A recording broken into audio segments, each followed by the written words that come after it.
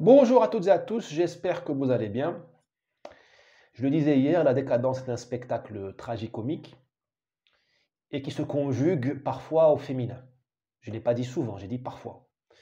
Quand je vois les bonnes dames là, qui gèrent les pays estoniens, les pays de Balte et la Finlande, et qui n'ont rien trouvé de mieux ces derniers jours que de proposer à l'Union européenne d'interdire le tourisme russe, de refuser les visas de touristes aux Russes, en guise de sanction. Bon, d'abord, cela s'appelle une punition collective. Hein, nous avons un problème avec Poutine, avec l'armée russe, avec les oligarques russes. Je veux bien, mais pas avec le peuple russe. Le peuple russe ne nous a rien fait.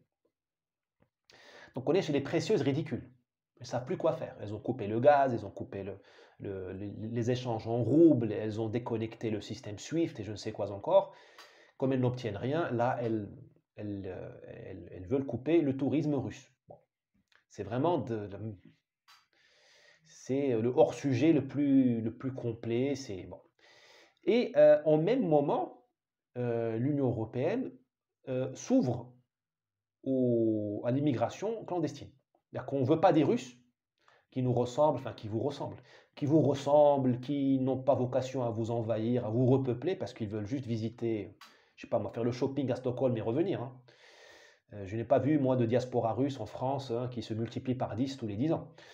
Et donc on veut se fermer à ce tourisme-là et à Lampedusa, tranquillement, toutes les semaines, débarquement de 400, 500 migrants, 1000 migrants par Ocean Viking et d'autres ONG partenaires de la mafia libyenne. Parce que hein, la mafia libyenne qui nous confie les migrants, qui lui ont payé 5000 euros par tête, elle nous les confie au large de la Libye et nous, Ocean Viking et d'autres ONG, nous les déposons à Lampedusa. Voilà.